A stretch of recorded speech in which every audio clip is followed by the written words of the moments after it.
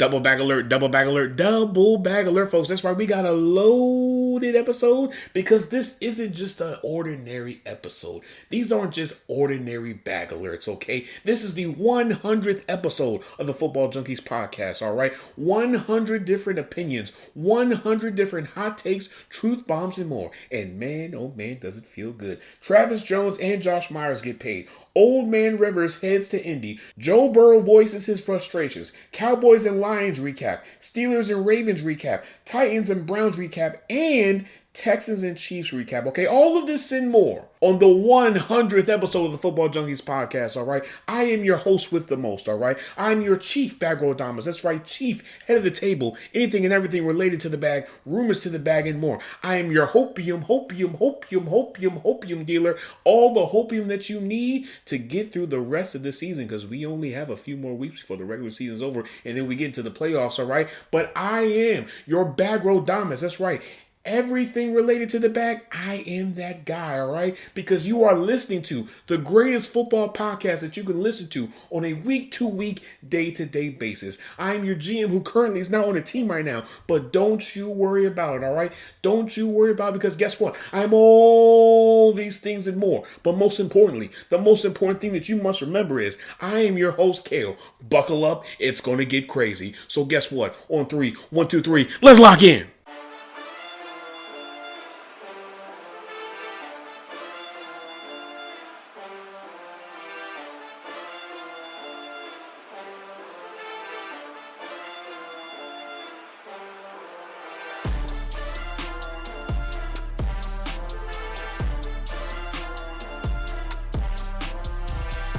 All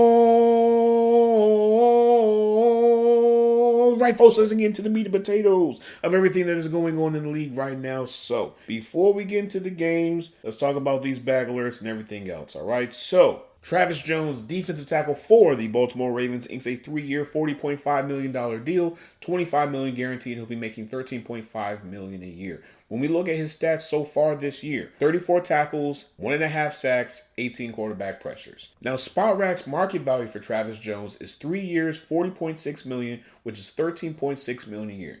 So technically speaking, the Ravens were right on point with this deal. Now, with this deal being done, we have to wonder if Nnamdi Madubuike will be able to play again. And the only reason why I bring him up is because if he was able to play, Travis Jones wouldn't be getting this deal right now. Because every time a reporter asks John Harbaugh for an update on Nnamdi Madubuike, he just gives them the same answers, which is he can't give out any information and that right now they don't know what's going on. So that has to make you wonder, is this a severe injury that could possibly end his career? Another angle we need to talk about with this deal is that it may limit the Ravens' ability to extend some of their free agents. Tyler Linderbaum is going to be a free agent, Isaiah Likely, Aloy Gilman, Kyle Van Noy, Daniel Falele, even though he's not going to come back to the Ravens, if you know, you know, and Patrick Ricard. So according to SpotRack, Tyler Linderbaum's market value is 4 years, $69.7 million, which is $17.4 million a year. Isaiah Likely's market value is 4 years, $41.7 million, which is $10.4 million a year. Aloy Gilman's market value is 2 years, $9.3 million, which is $4.7 million a year. Kyle Van Noy's market value, 1 year, $5.1 million. So I say all that to say this. Can some of these deals be hashed out now? Yes. But the difficulty with trying to hash out these deals is that some of them are probably looking for top dollar value, which I can understand because this is your first major contract. But at the same time, that's going to limit your ability to be players in free agency. But we'll talk about this more when we talk about the Steelers and Ravens game because there's a lot to unpack with that game, all right? Now let's talk about Josh Myers, center for the Jets, inks a 2-year, $11 million deal, $6 million guaranteed. He'll be making $5.5 million a year. A good team-friendly deal that's not going to break the bank, while at the same time locking up a very important position. Now, so far, 4 out of the 5 offensive linemen for the Jets are currently under contract. The only 2 that are pending free agents is John Simpson and Elijah Vera Tucker, which you can upgrade in either the draft or in free agency. Now let's talk about Phillip Rivers going to the Colts. So with Daniel Jones being out for the year, the Colts were trying to find a replacement just so they can get by. Now they probably looked here, there, everywhere, but Shane Steichen said, you know what? I know somebody. I'm going to call up an old friend. And who did he call up? Phillip Rivers. That's right, the Phillip Rivers that hasn't played in over 5 years. Now you're probably wondering, of all the people that they could have brought in, why Phillip Rivers? Well, here's why. According to Kevin Patra of the NFL, while Phillip Rivers was with the Chargers, Shane Steichen was the quarterback coach from 2016 to 2019, and then the interim offensive coordinator in 2019. So since that time, they've had an established relationship with each other, and they actually talk to one another pretty frequently. So I guess that was probably the best move for the Colts, but it's a little bit of a head scratcher because you're getting somebody that hasn't played in 5 years. Now, it's different from Aaron Rodgers because Aaron Rodgers just played last year. So he's still in the field of football. Phillip Rivers is not in the field for football. But here's the crazy thing about it. When Phillip Rivers was with the Colts in 2020, Jonathan Taylor and Michael Pittman Jr. were rookies. It was the second year for Quentin Nelson. Justin Houston was still on the team. Shaq Leonard was on the team. Xavier Rhodes was on the team. That's how long it's been since Phillip Rivers was playing football. But you want to know what's really crazy? Nick Sirianni was the offensive coordinator. Matt Eberflus was the defensive coordinator. Kevin Patullo was the pass game specialist. And Jonathan Gannon was the cornerback coach, while Frank Wright was the head coach. Now, during that time, they had the 11th ranked offense, and they averaged 28.2 points per game, 378.9 yards per game, 5.9 yards per play, and 44 touchdowns. They were 11th in passing offense, and they averaged 253.3 passing yards per game, 7.1 passing yards per play, and 24 passing touchdowns. They were 11th in rushing offense, and they averaged 124.8 rushing yards per game, 4.3 rushing yards per play, and 20 rushing touchdowns. So they had a really good offense back then. Now, do I think they can do the same thing again? Possibly. Because Michael Pittman is a more established receiver now. Jonathan Taylor looks like the offensive player of the year. Tyler Warren is a beast. The offensive line is protecting really well. I think they can do something. Now, am I saying that they're going to go to the Super Bowl or the AFC Championship because of Phillip Rivers? No. So any person that has high expectations for Phillip Rivers, knock it off. Because you don't know what condition Phillip Rivers is in. Granted, he still has the arm, but the stamina and the ability to take hits. He hasn't taken a hit in over 5 years. And if we want to take things another level, his first opponent is the Seahawks. Of all the times you could have came back, now is the time that you want to come back. And then after the Seahawks, you have to face the 49ers, the Jaguars, and then end the regular season with the Texans. That's right, the Texans defense that's been crushing quarterbacks left and right. That offensive line better be perfect from the first snap to the last snap. But let's talk about Joe Burrow because he said some things that got people questioning if he wants to stay with the Bengals or not. So this all started when a reporter asked him, does coming back from a serious injury change your competitive fire at all? And how does the toe injury maybe change the way you view the game? And so this is what Joe Burrow had to say, and I quote, "It certainly does not change my desire to win. If I want to keep doing this, I have to have fun doing it. I've been through a lot. And if it's not fun, then what am I doing it for? That's the mindset I'm trying to bring to the table. I think I've been through more than most, and it's certainly not easy on the brain or the body. So I'm just trying to have fun doing it again," end quote. But he goes on to say this, and I quote, "It's something you have to think about. That's life as a professional athlete. It's no different in basketball, MMA, or baseball. It's what we chose. We make a lot of sacrifices and your body is often one of them," end quote. Now somebody asked him, are those frustrations football related or personal? And he simply said, and I quote, "all the above," end quote. Now here's the thing, because we have to pick this apart like a surgeon. So I have my scalpel, I have my other utensils ready, because we got to pick this apart, okay? For those who have been listening to this podcast since last year, what has been the number one thing that I have emphasized episode after episode? Your offensive line. The offensive line is not the sexiest position, but it is the most reliable position on the team. Because without the offensive line, your quarterback is going to get crushed every single time. And we have seen organizations neglect the offensive line year after year after year. And you know what happens?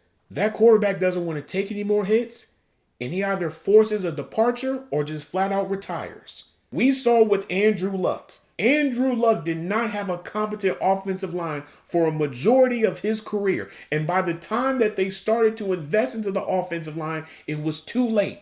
He was shot. So you have to make those investments. Now, I'm not saying that you need to have an offensive line full of first rounders, but you need to make key investments into your offensive line. Because what did I say a couple episodes ago? Pass rushers are coming out of college like hotcakes. They are bigger, they are stronger, and they're faster. And the only way that you can negate their effectiveness is by having a crazy offensive line. When you don't have it, you're not going to go anywhere. Granted, I understand that the Bengals made a crazy playoff run with the worst offensive line in the league, but it took a toll on Joe Burrow. I was able to find some stats just to see how similar Andrew Luck and Joe Burrow are. Joe Burrow has taken on more sacks than Andrew Luck. You don't believe me? I'll read the stats. In 2020, Joe Burrow's first year, 32 sacks. That next year, 51 sacks. The year after that, 41 sacks. The year after that, 24 sacks. The year after that, 48 sacks. This year, 7 sacks. That totals up to 203 sacks by Joe Burrow. Andrew Luck's 41 sacks in his first year, 32 sacks in his second year, 27 sacks in his third year, 15 sacks in his fourth year, 41 sacks in his fifth year. Now, he didn't play in 2017 because of his shoulder, but his last year, 18 sacks. 174 sacks. I don't care how big you are. I don't care how strong you are. I don't care what your workout regimen is. I don't care what your recovery regimen is. You cannot handle 174 sacks. At some point, you're not going to want to be hit anymore. And if you're Joe Burrow, you should have told the team, listen, I'll take less money just so you can build me a great offensive line. Now, granted, they drafted Amarius Mims in the first round, and they paid some money to Orlando Brown. But what have you done with the interior offensive line? But let's go a little bit deeper. According to SpotRack, Joe Burrow alone accounts for 16.4% of the cap. 16.4%. T. Higgins, 8.6%. Jamar Chase, 8.4%. You gave 3 big contracts to your 3 best players, but you didn't think about maybe doing something with the interior offensive line. Now the Bengals are probably starting to have regret on choosing Jamar Chase instead of Penei Sewell. Now I'll be honest, Penei Sewell probably wouldn't have been the sexy pick. But you know what? It would have been a pick that would have kept Joe Burrow up. Because Joe Burrow has been hurt a lot. And outside of that Super Bowl year, what have they done since then? At some point, somebody's going to have to say it. We have to protect Joe. Because if you don't protect Joe, Joe is going to go. Because that's what it sounds like to me. Now, if you're Joe Burrow, the number one team you probably want to go to is the Vikings. Because you know why? The Vikings have a good offensive line. They have a good run game. They're in a dome. So at best, you're only going to have to play outdoors only twice. And out of those 2 times, one of them is probably going to be the early part of the season, and the other one is going to be at the latter part of the season. You can work with that. But what you can't work with is being in a division where 2 of the best pass rushers in the league are facing you and putting you on the ground year after year. But I'm going to get off my soapbox. Not going to say anything yet. But just know, if Joe Burrow continues on with this rhetoric, there might be a change of the guard. But let's talk about these games. So Dak Prescott, 47 attempts for 31 completions, 376 passing yards, 1 touchdown, 2 picks, 8 yards per attempt, and a 66 completion percentage. Javonte Williams, 17 attempts for 67 rushing yards, 3.9 rushing yards per carry, 1 touchdown, and 2 rushes of 10 plus yards or more. CeeDee Lamb, 8 targets for 6 receptions, 121 receiving yards, and 20.2 receiving yards per reception. Jared Goff, 34 attempts for 25 completions, 309 passing yards, 1 touchdown, 9.1 yards per attempt, and a 73.5 completion percentage. David Montgomery, 6 attempts for 60 rushing yards, 10 rushing yards per carry, 1 touchdown, and 1 rush of 10 plus yards or more. Jameson Williams, 9 targets for 7 receptions, 96 receiving yards, and 13.7 receiving yards per reception. So here's a few junkie nuggets. When under pressure, Dak Prescott completed 9 of 13 attempts for 166 passing yards and 1 touchdown. His 4th most passing yards under pressure in a game since 2018. Jared Goff completed 17 of 21 quick pass attempts for 167 passing yards and 1 touchdown. Jared Goff's quick pass rate is the highest mark in a game since joining the Lions at 61.8%. On 12 carries against the Cowboys, Jahmyr Gibbs recorded 43 rushing yards and 3 touchdowns. All 3 touchdowns came out of jumbo formations. When covering CeeDee Lamb, DJ Reed allowed 105 yards, the most yards Reed has allowed to a single receiver in a game in his career. From the start of the game to the end of the game, the Lions were in control. There was never a point in time where the Cowboys posed a threat to the Lions. Now, the Cowboys could have tried to win if they would have been efficient in the red zone and stopped making costly mistakes. But instead, you were bad in the run game, you were bad in the red zone, you were bad when it comes to penalties, so of course you're going to lose. You couldn't stop Jahmyr Gibbs, you couldn't stop David Montgomery, nor Jameson Williams, nor Amon-Ra St. Brown. And that's just the offense. On the defense, however, the Lions imposed their will on Dak Prescott. There was never a point in time where Dak felt comfortable in this game. Dak was sacked 5 times and had a quarterback pressure rate of 37%, while Jared Goff only took on 1 sack and had a quarterback pressure rate of 25.7%. And every time the Cowboys made a mistake, the Lions made them pay for it. So when you have those factors in place, on top of the Lions starting to use that 6 offensive lineman formation by adding in Dan Skipper, of course the Cowboys weren't going to win. And for the people that were talking about George Pickens and talking about how his body language showed that he didn't want to be there anymore and whatnot, stop it. Because you would do the exact same thing if your team was getting crushed every single time you were on the field. You would show a little bit of emotion. I have never seen a whole bunch of people, especially people in Pittsburgh, that just have a personal axe to grind against George Pickens. He's out of Pittsburgh. Leave him alone. But all I continue to see is a bunch of grown men continue to try to justify their views about George Pickens. Not everybody is going to be an angel. Not everybody is going to be a team player. Some people are just going to show emotions more than others. That's football. That's what makes football so special. Because not everybody is going to be like a Larry Fitzgerald and just keep things bottled up. There are some people that are going to throw their helmet. There's going to be some people that may cuss somebody out on the sideline. There may be somebody that may try to get into it with their quarterback. We see it all the time. But to justify your personal opinions and to justify your axe grinding against a player is just downright childish and unnecessary. But let's talk about the Steelers and Ravens. So Aaron Rodgers, 34 attempts for 23 completions, 284 passing yards, 1 touchdown, 8.4 yards per attempt, and a 67.6 completion percentage. Kenneth Gainwell, 4 attempts for 15 rushing yards, 3.8 rushing yards per carry, and 1 touchdown. DK Metcalf, 12 targets for 7 receptions, 21.1 receiving yards per reception.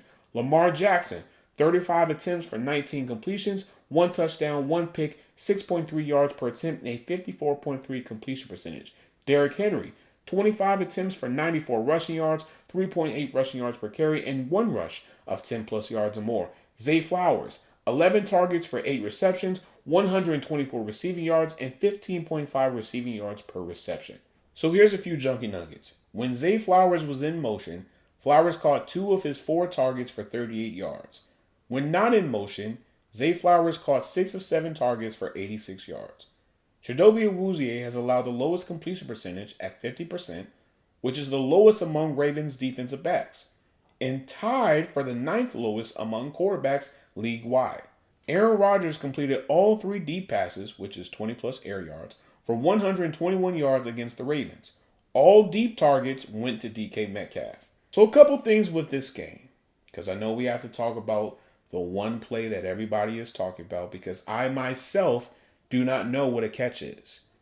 Now, before we talk about this game, I must first let you guys know that I am wearing a tinfoil suit from head to toe, all right? My shoes are covered in tinfoil. My jacket is in tinfoil. I have a tinfoil hat on right now because we have to talk about the conspiracy theory that is a catch, because clearly we don't know what a catch is.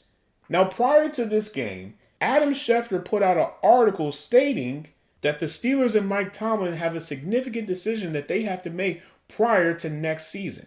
According to Schefter, Tomlin's contract will have 2 years remaining, 26 in the team option in 27.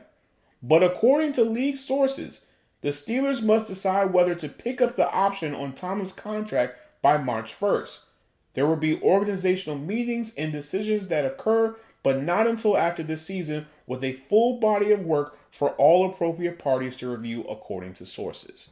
Now, I understand after the Bills lost, there was a lot of hype about Mike Tomlin, and everybody was giving their 2 cents on if Tomlin should stay or go or get traded or retire or whatever people were thinking, right? But when Schefter put out this story prior to the Steelers and Ravens matchup, it had me wondering, why would you put out this story prior to the game? And who decided to put out this story? Was it somebody from the Steelers? Was it somebody from Tomlin's camp? Because Schefter isn't going to put out a story like this if there is something brewing behind closed doors. Now, for all intents and purposes, this could possibly mean Tomlin wants to go or the Steelers want to get another head coach. We don't know. There's still a few games left, so we can't come to that conclusion. But with that being said, let's actually talk about the game because there's a lot to unpack from this.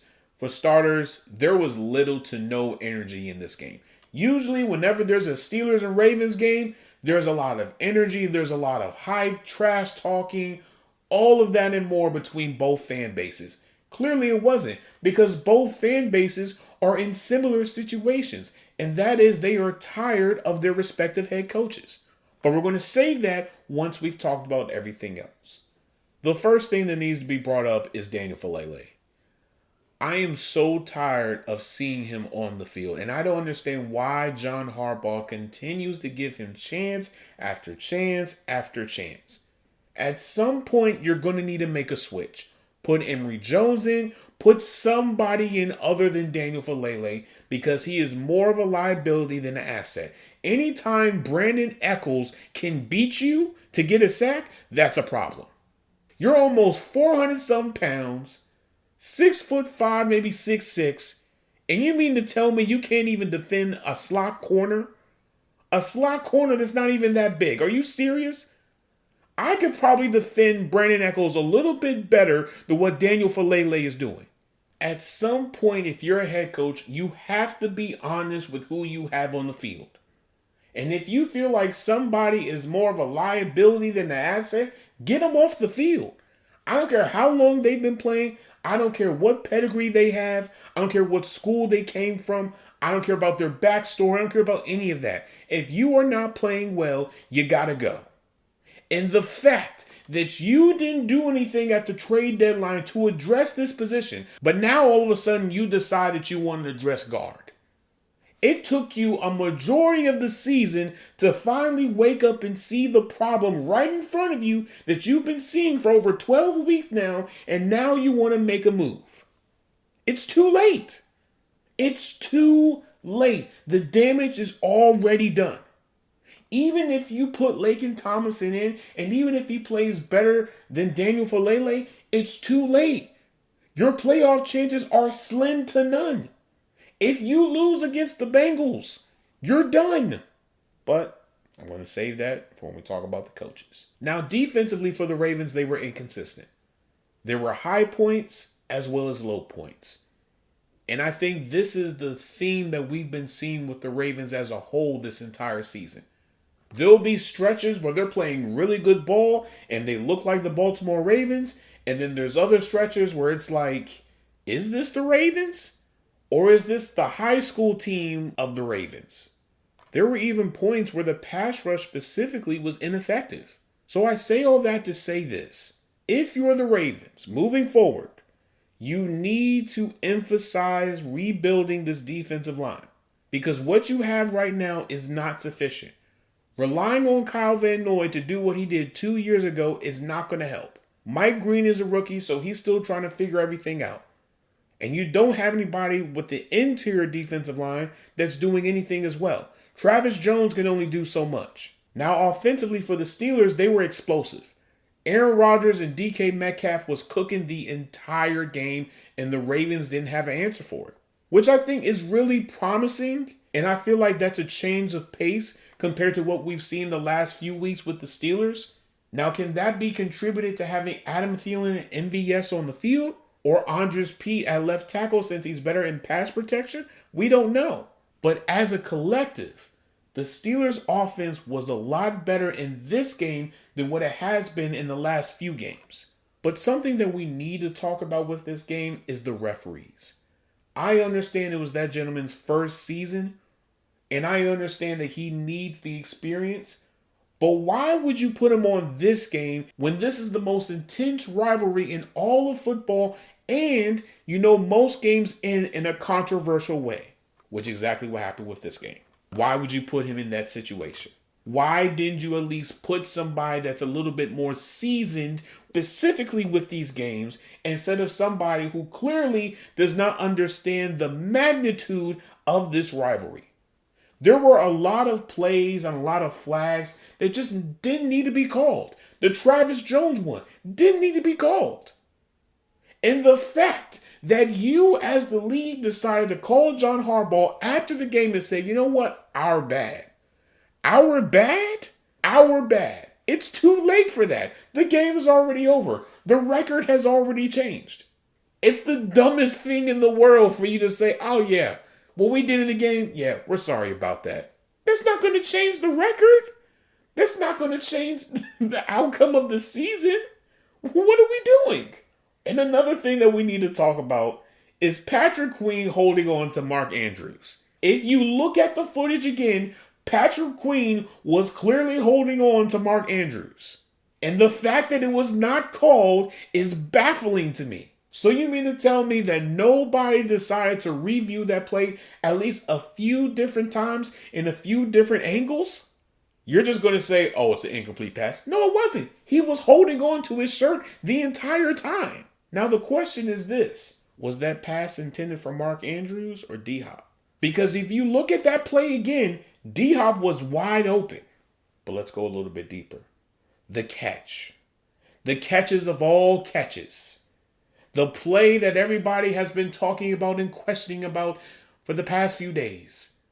Was Isaiah Likely's play a catch?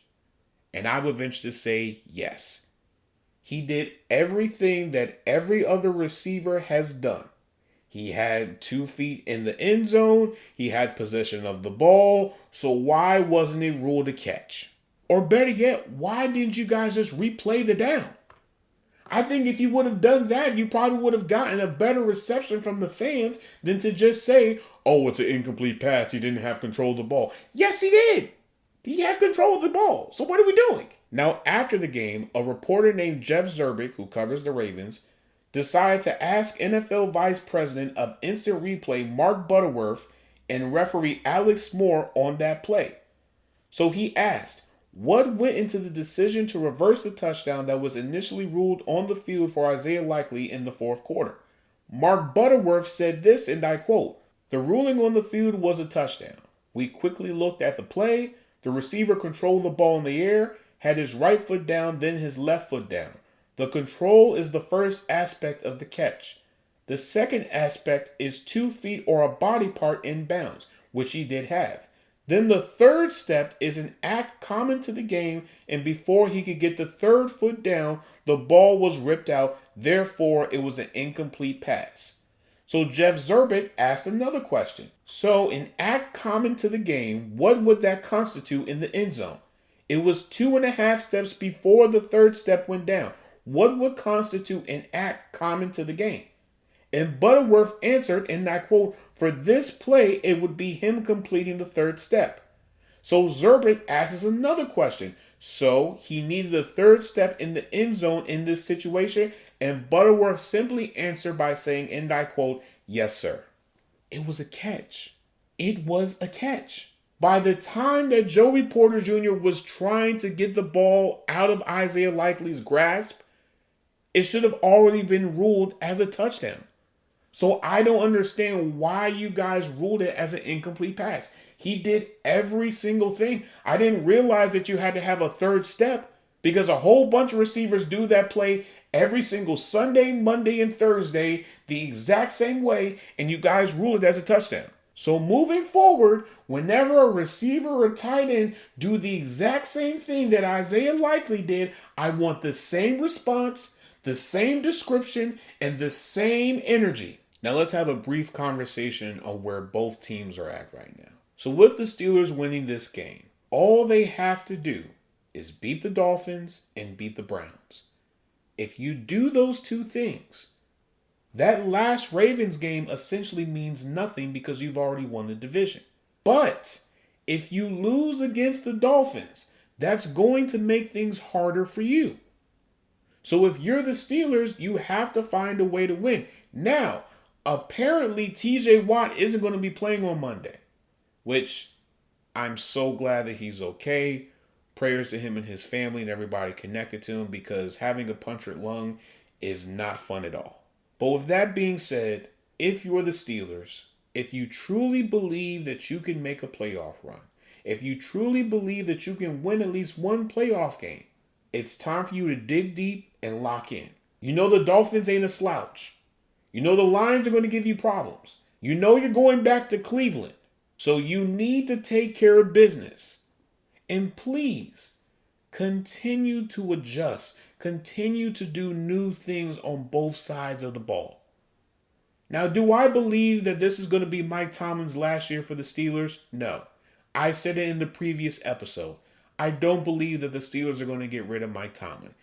Mike Tomlin has to make that decision. The Steelers won't do it for him because the Steelers still believe in Mike Tomlin and the players still believe in Mike Tomlin. So if those two factors still believe in the head coach, nothing is going to happen. Now, can there be added pressure on Mike Tomlin? Yes. But to say that Mike Tomlin needs to go into college football or get into broadcasting or do these just unnecessary things, no. If he feels like it's time for him to go, let him go. But I will say this, if you let him go, who is going to be the replacement? I said this in the previous episode. If you let go of Mike Tomlin, who is going to be the replacement? Because this upcoming cycle for head coaches is not that good compared to last year where you have Ben Johnson, Liam Cohen, Mike Vrabel, Jim Harbaugh, Raheem Morris. I can continue to go down the list. So while everybody has a personal axe to grind against Mike Tomlin, just know, anybody that comes in, you are going to be holding them to the standard that Mike Tomlin set for over 20 plus years. Now with John Harbaugh, it's straightforward. He has to go. Because right now, he has not shown that he can take this team to the Super Bowl. Instead, he has shown that he is an average to below average head coach. Anytime you continue to lose against your division rival in the Steelers, even though you have a better roster than them, that's a problem. Anytime you don't address problems on your team, even though you have options on your team already, that's a problem. Anytime you are not willing to do something different, that's a problem. These are the things that John Harbaugh continues to do season after season. He doesn't want to change on offense. He doesn't want to change on defense. He doesn't want to give his younger players a chance. So at this point, you have to go. You've had opportunity after opportunity to make it to the Super Bowl, and you continue to fail. You had prime position to make it to the Super Bowl. All you had to do was beat the Chiefs, who were in your house. You literally told the reporter, I want to run the ball like you're an offensive coordinator. When you're a head coach, you can tell Todd Monken, Todd, run the ball. But you didn't want to do that. You've had opportunity after opportunity against some weak opponents, and you continue to not capitalize off of it. So no, you gotta go. Now let's talk about the Titans and Browns. But before we do that, we gotta pay some bills. Pardon the interruption, but this is your GM, your Bag Road Dominus, here to talk about RSS.com, all right? So if you guys already don't know, I am a RSS.com affiliate, and so I just want to tell you for just a quick moment about why you should choose RSS.com. So me personally, on my journey of podcasting, I was looking at different platforms just to find the right place. And I looked here, I looked there, I looked everywhere, but I checked out RSS.com, and it was the best decision I ever made. From low prices to interactive analytics to as well as helping you with your distribution. RSS.com does it all. They just started a Slack channel where you can network and interact with other podcasters and even get some insightful tips on how you can increase your podcast even more. Also, RSS.com just launched their paid ads program. So now you can get paid for posting your content. All you have to do is just have 10 downloads and you're qualified for it. Who would want to get paid for doing something that they're passionate about doing?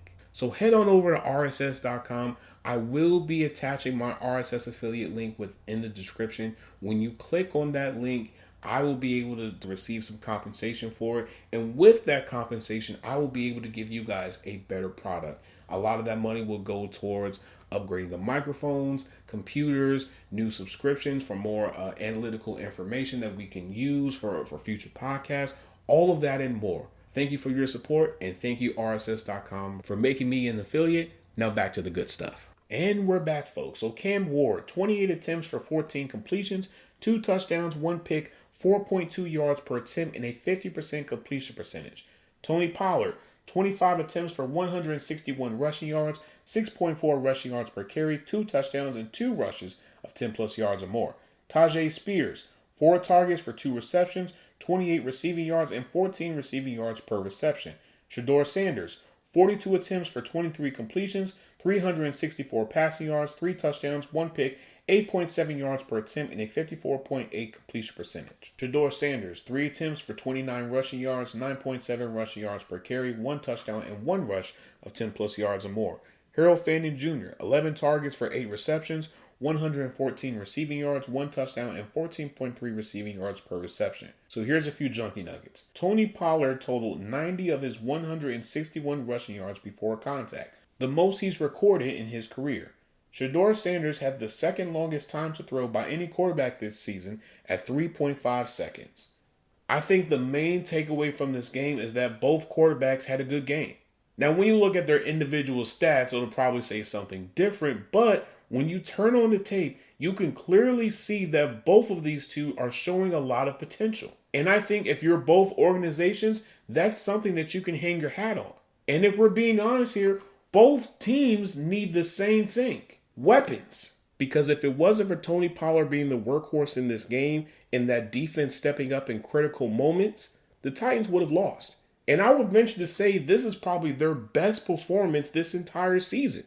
Now, defensively for the Titans, they were creating a lot of pressure on Shedeur Sanders. Every single time he had the ball in his hands, either Jeffrey Simmons was in his face or somebody else. Which, I mean, that's promising, and I think that's something that you can hang your hat on going into next year. But if you're the Titans, what position are you going to prioritize in the draft?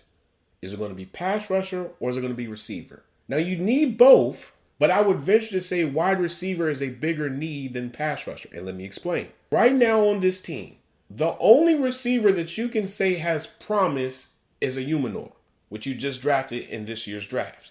Outside of him, who else can you say is going to be here for the long term? You know Calvin Ridley is most likely going to be gone. You know Van Jefferson is most likely going to be gone. So if you're the Titans, you can get someone like a Jordan Tyson. You can get someone like a Denzel Boston. You can get yourself like a Carnell Tate because you're going to need to give Cam Ward some reliable weapons. Which, speaking of which, we are going to have to talk about the draft I need to talk about the strengths and weaknesses in next year's draft class, some potential prospects that I have my eye on, all those different things. Stay tuned for that. You know it's going to come out soon, all right? I just have to do some more digging, okay? Now let's go to the Browns. Offensively, as a collective, they were okay. I think Quinshon Judkins continues to show that he is the focal point of this offense. And I think that connection between Harold Fannin Jr. and Shedeur Sanders is very promising. And to see Shedeur Sanders play the way that he's played without a proper offensive line, without a lot of weapons, I think there's some promise with that. And I think if you're the Browns, you have to roll with Shedeur Sanders moving forward. Now, granted, I understand that you have some high picks in next year's draft, and I understand that you may want to try to get Fernando Mendoza. But just hear me out for a moment. If you're the Browns, it'll be better for you to rebuild the offensive line and to surround Shedeur Sanders with weapons than to just get another quarterback. I just think personally, Shedeur Sanders has been the best quarterback of this entire year. And I think if you're the Browns, you have to give him a legitimate chance. You give him one full offseason and one full season just to see what you have with Shedeur Sanders. And then if you still don't believe in him, then in 27, you go up and you get Archie Manning or whoever else that may be available. If Shedeur Sanders finds a way to beat the Steelers, we might need to have a different conversation about Shedeur. I'm just saying, I don't want to be that person, but you have to root for the kid. Because the way that he's been able to play without an offensive line, with limited weapons, that is something that you want to see in your quarterback. That is something that lets you know that there's something in there that you just got to tap into. Now, defensively for the Browns, they were struggling in the first half, but in the second half, they calmed down, they made some adjustments, and they were able to limit Tony Pollard's explosiveness. Pardon the interruption, but we have some breaking news. So according to Pete Thamel, Lenore Sellers is returning back to school. So that's another quarterback that you have to take off next year's draft class. And if you're a quarterback needy team, that most likely means that Fernando Mendoza may be the only quarterback taken in the first round. So if you're a team like the Jets, like the Steelers, like the Raiders who need a quarterback, what are you going to do? Are you going to get a bridge quarterback? Are you still going to draft a quarterback? Because right now your options are very limited. If Ty Simpson and Dante Moore don't declare, you're really screwed. Man, I know there's some people that's upset right now. Now back to the Titans and Browns game, because we have to talk about the three mistakes that I feel like costed them this game. So mistake number one in the first quarter, 1st and goal, Quinshon Judkins is in Wildcat formation. Why? Please explain to me why you would want to roll out the Wildcat formation now. It'll be different if the quarterback was still there, or you're just doing this as a pre-snap formation and then you're going to change it over to something different. But you actually ran with this. Why? You're making it seem like nobody has ever seen the Wildcat formation before. Everyone's seen it. So why would you do it? Mistake number 2 in the 4th quarter. 4:27 left. You failed to do the 2-point conversion because of a botched snap. Now that I can't really be critical of, because it was just a bad snap. There's only so much that you can do with that, right? But mistake number 3. You do the Wildcat formation again, and Quinshon Judkins fails to pitch it. Why didn't you have Shedeur Sanders in the game? Or better yet, why couldn't you just kick the field goal? The defense was playing well at that point. So if you would have kicked at least 2 field goals, you could have at least narrowed down the deficit and created pressure on the Titans. But no, you want to do something different, and that was the reason why you lost this game. But let's talk about the Texans and Chiefs, all right? So C.J. Stroud, 31 attempts for 15 completions, 203 passing yards, 1 touchdown, 6.5 yards per attempt, and a 48.4 completion percentage. Woody Marks, 26 attempts for 68 rushing yards, 2.6 rushing yards per carry. Nico Collins, 8 targets for 4 receptions, 121 receiving yards, and 30.3 receiving yards per reception. Patrick Mahomes, 33 attempts for 14 completions, 160 passing yards, 3 picks, 4.8 yards per attempt, and a 42.4 completion percentage. Patrick Mahomes again, 7 attempts for 59 rushing yards, 8.4 rushing yards per carry, and 1 rush of 10 plus yards or more. Xavier Worthy, 4 targets for 3 receptions, 55 receiving yards, and 18.3 receiving yards per reception. So here's a few junkie nuggets. Azeez Al-Shaair was targeted 3 times on 42 coverage snaps, allowing 1 reception for 7 yards. He also was matched up against Travis Kelce on 9 routes and held him to 1 target and recording a pick. Chris Jones generated a season-high 7 pressures on 28 pass rushes against the Texans, including 6 quick pressures, which are pressures under 2.5 seconds. He generated his pressures at an average of 2.2 seconds. Chris Jones' fastest time to pressure since week 2 of this year. Travis Kelce has been held under 50 receiving yards in the last 2 games. His first time being held under 50 yards in back-to-back games since week 3 and week 4 of the 25 season. Kelce is averaging 59.9 receiving yards per game this season, but the Texans' pass defense has allowed 39.4 receiving yards per game to tight ends, which is 5th in the NFL. When under pressure, C.J. Stroud was 6 of 16 for 114 yards and 1 touchdown while getting sacked 3 times. Stroud was pressured 19 times with a 54.3 pressure rate, which is the second highest of his career. Offensively for the Texans, they continue to struggle. C.J. Stroud is still trying to get back into the swing of things because he's been out for a period of time with a concussion.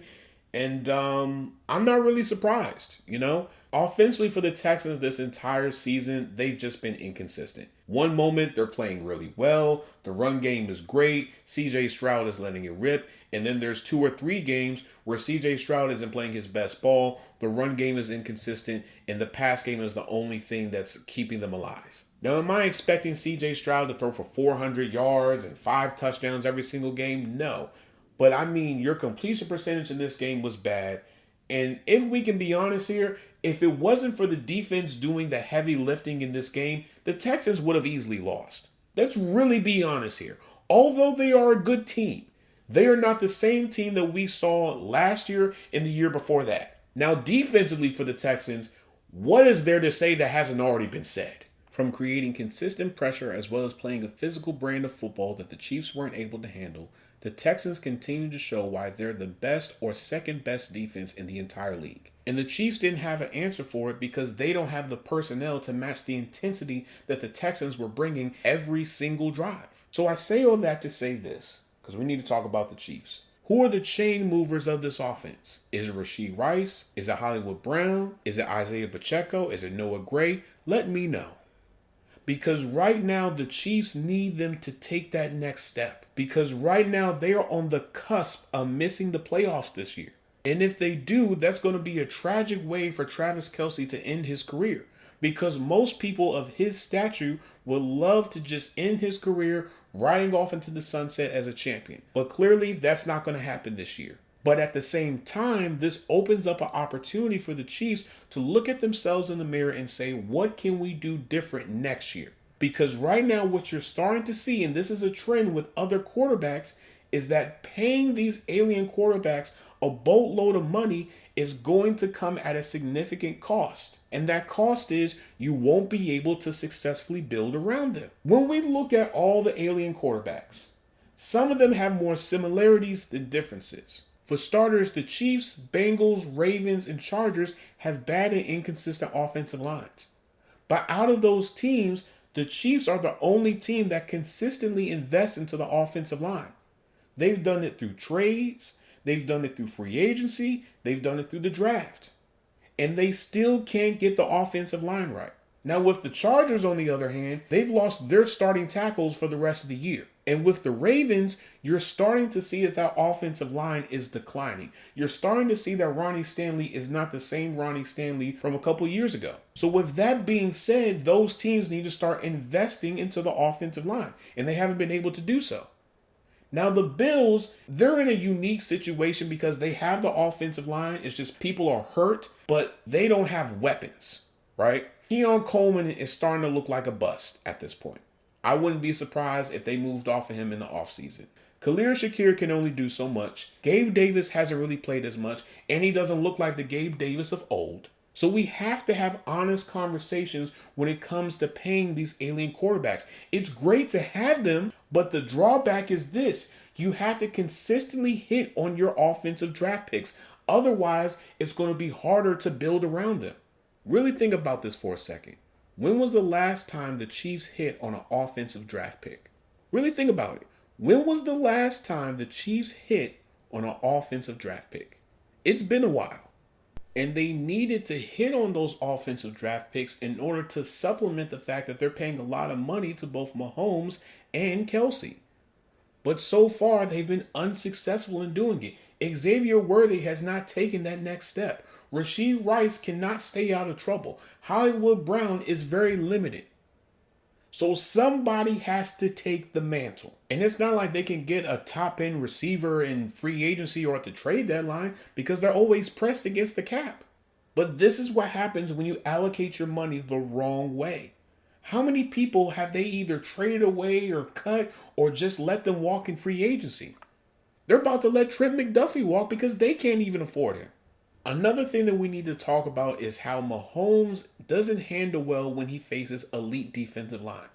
It's similar to what Tom Brady used to go through. Whenever they faced elite defensive lines, they couldn't handle it. Every single time the Chiefs have lost in the Super Bowl, it's always against an elite defensive line. When Mahomes faced the Buccaneers, what did they have? An elite defensive line. When he faced the Eagles, they had an elite defensive line. It's the same thing with Brady. He faced the Giants twice, they had an elite defensive line. When he faced the Eagles, they had an elite defensive line. That is the recipe in beating those type of quarterbacks. You have to have an elite defensive line. Otherwise, guess what's going to happen? They're going to pick you apart every single quarter. They're not concerned about corners. They're not concerned about safeties. They're concerned about those edge rushers.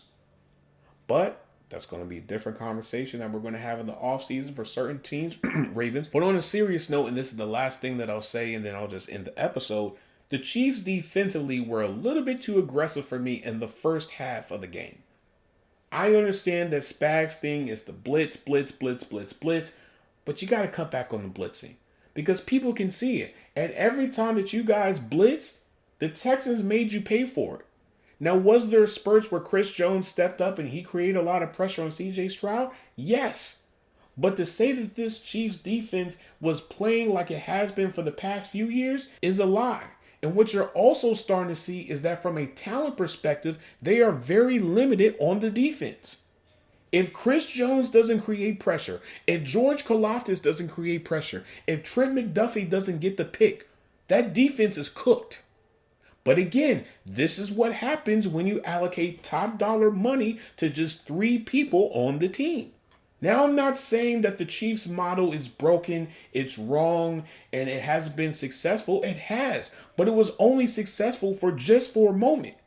Now you're starting to see that as they get up in age, you're going to have to rely on other people to step up. And you can't do that when you don't have the talent to do it. Trent McDuffie most likely is going to walk. What are you going to do about that? What other corner can you say on this team could be cornerback 1 or cornerback 2? What are you going to do with the safeties? What are you going to do with the linebackers? They have a lot of questions that they are going to have to ask themselves this offseason. And most likely, they're going to have to hit on a majority of their draft picks. Because defensively, they don't have the horses no more to compete with a lot of these offenses.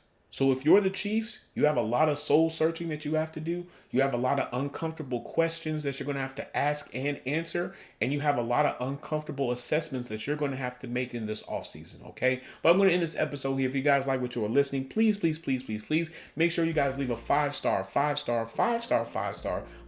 review on anywhere and everywhere that you listen to podcasts, okay? We are available on Apple Podcasts, Spotify, and a few other places. Now, those few other places can only be accessed if you go on Google, type in Football Junkies Podcast. It should be the first link, which is our RSS.com link. You click on that, and when you go on our official website, which you can listen to the podcast online, it'll have a plethora of different places that you can listen to the podcast, all right? Now, for those who listen to us on YouTube, you can find us at Football Junkies Pod, all right? Football Junkies Pod. We have a link in our description, which is our link tree. When you click on that link tree, it'll take you to anywhere and everywhere that we have Football Junkies content, whether it be on our TikTok, our Instagram, X, Blue Sky, you name it. All of that is in our link tree link, okay? Now for my Instagram people, Football_Junkies Pod, all right? Football_Junkies Pod. Junkies Pod is now what?